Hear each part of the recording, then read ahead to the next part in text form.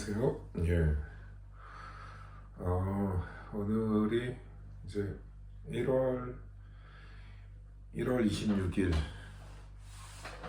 1월 25일에서 26일로 넘어가는 그 시간에 한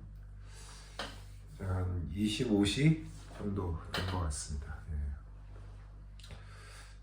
이번 주 또 한 주 노동이 끝나고 또 이제 다음 주에 또 이제 제가 휴가를 받아서 이 명절 연휴랑 이게 또 뭐 겹치게, 물론 저는 뭐 이제 뭐 한국에 있지는 않지만은 그렇게 뭐 또 이런 시간 또 맞이해서, 그리고 또 이번 주에 또 이 내란 정국과 관련돼서 또 여러 가지 또 이런 사건들이 특이한 그런 것도 있어서 이렇게 또 방송을 하게 됐습니다. 요 며칠 사이에 이제 구속 연장에 대한 것 때문에 그게 좀 또 이슈였는데, 사실 저는 뭐 그게 그렇게, 저는 그걸 큰 이슈로 보지는 않고, 일단 기소가 되는 게 이제 그게 이제 하나의 또 다른 국면 전환이라고 이렇게 봤는데, 뭐 사실 법원에서도, 그러니까 검찰의 검찰이 더 공수처에서 제대로 못한 수사를 검찰이 하기 위해서 그런 이제 구속 연장, 열흘간의 구속 연장이 필요하지 않다라고 이렇게 본 게, 이제 뭐 그 관계 법령에 대한 뭐 그거를 이제 좀 이제 수사와 기소 이런 거를 분리하는 그런 것들을, 저는 이제 그 법원이 그거를 좀 잘 지키려고 했다기보다도 이번 주에 이렇게 이제 윤석열이 이제 헌재 재판에 나오면서 그 뭐 스스로 이렇게 다 이제 궤변을 내놓고 도무지 뭐 나와봤자 도무지 자기한테 도움도 안 되는 발언만을 일삼을 그런 광경을 보면서 법원에서도 뭐 더 굳이 뭐 수사할 필요가 있냐라는 그런 시각도 있지 않을까, 뭐 그런 느낌도 왔습니다. 그래서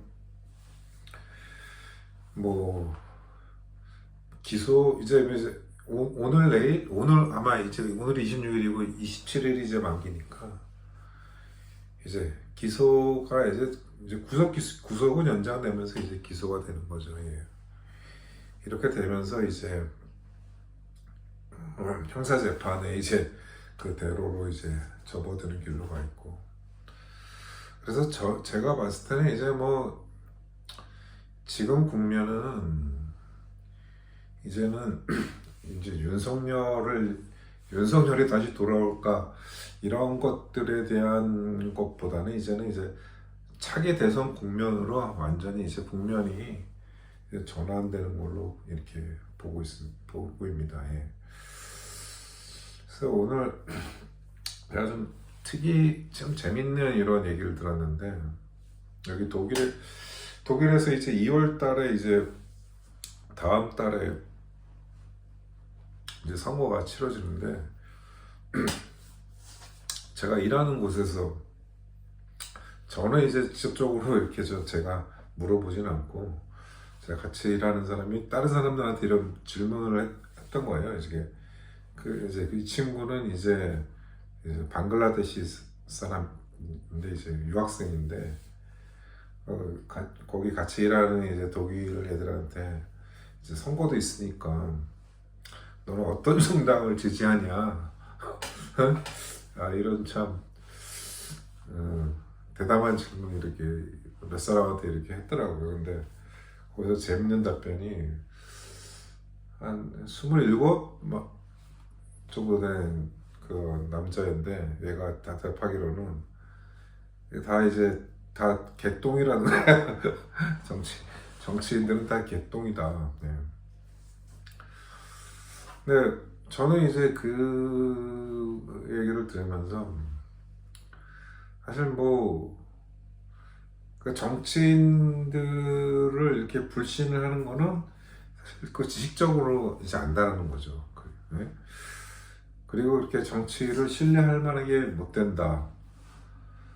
그러니까 제가 봤을 때는 그런 답변은 그러니까 정치에 대해서 어느 정도 이 사회가 통제가 되고 견제가 되고 있고 그렇게 또 정치인들이 큰 사고를 못 치게끔 하지만 그렇게 신뢰를 못할 만큼 견제를 하는 만큼 이렇게 큰 사고를 못 치는 이제 그런 구조라는 그런 생각이 들거든요.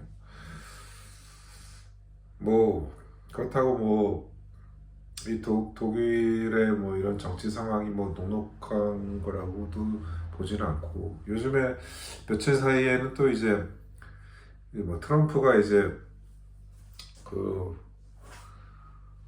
이제 불법 이민자들을 군용기로 이제 그 퇴출시키는 이런 것도 보이면서 이제 독일에서 이제 차기 이제 총리로 유력한 이제 기독민주당의 이제 매츠는 이런 이민자에 대한 그런 이제 뭐 추방이나 뭐 이런 것과 관련해서 극우 정당인 AfD와 뭐 협의할 수도 있다.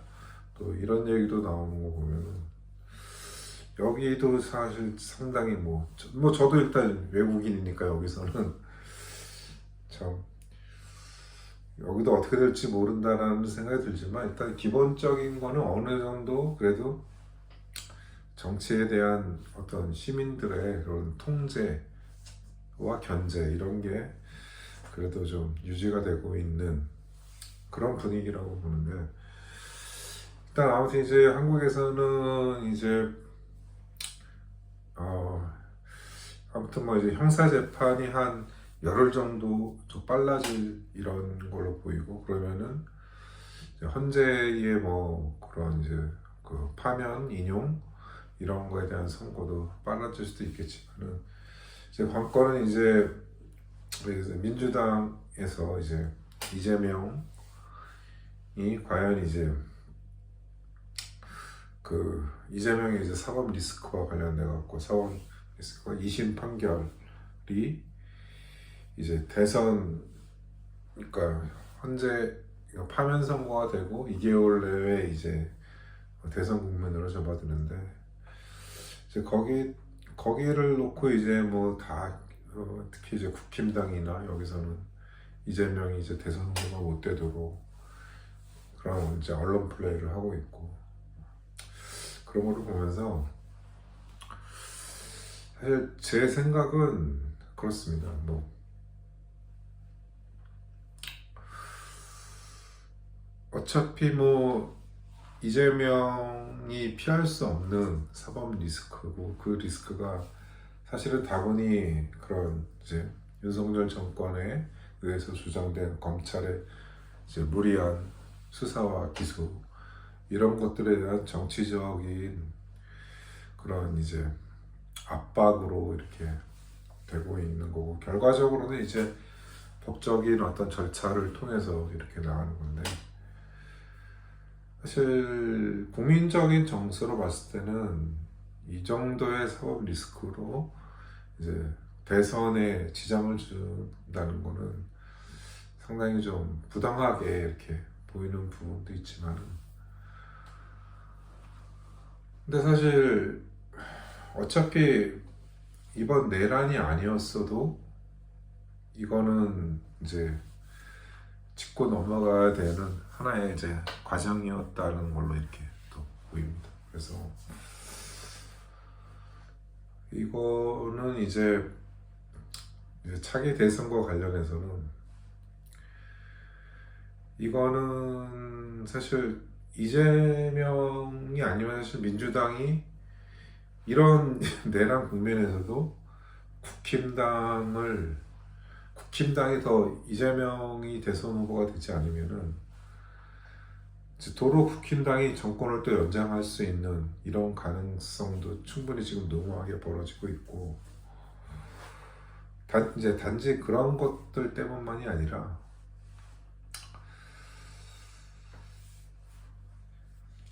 음,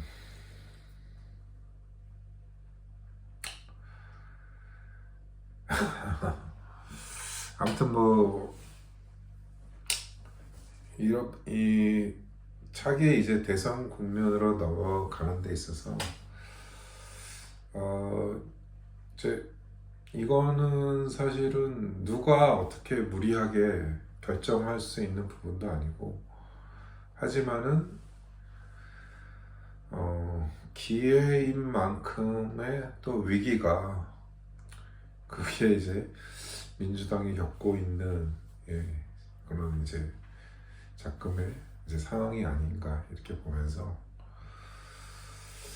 아무튼 이제 명절 연휴인데 이제 또 이제 기소가 이제 또 오늘 내일 또 되면서 또 전국이 또 긴박하게 또 흘러가는 이런 과정이 있으니까요.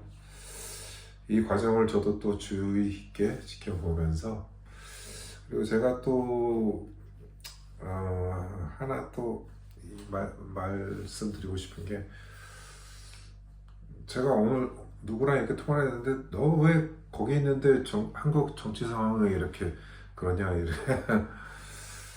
근데 저는 그런 생각이 들어요. 그러니까 정치는 사실을 신경 안 쓰면 좋은데, 사실 정치는 특히 뭐 한국에서는 누가 대통령이 되느냐 이런 부분이 직접적으로는 일상에서는 이제 느끼지 못할 수 있지만은 간접적으로는 영향을 미칠 만큼 결국에는 이제 실생활에 연결되는 부분이 분명히 있다라고 저는 생각하거든요.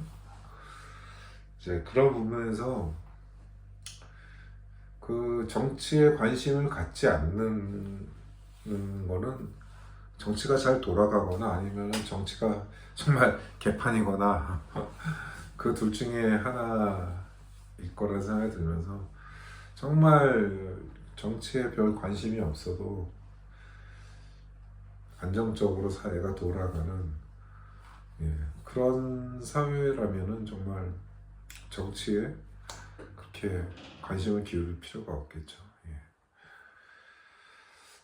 여기 뭐 이제 독일 여기 이제 아직 1월, 지금 이제 다음 주에 한국은 이제 추워진다는데, 며칠은 이제 날씨가 좀 풀리면서 밤에는 이제 또 밤에는 원래 영하로 떨어져서 이제 눈이 오는 시간인데 지금 비가 오고 있습니다. 아무튼 이제 명절 잘 보내시고요. 또 뵙겠습니다. 감사합니다.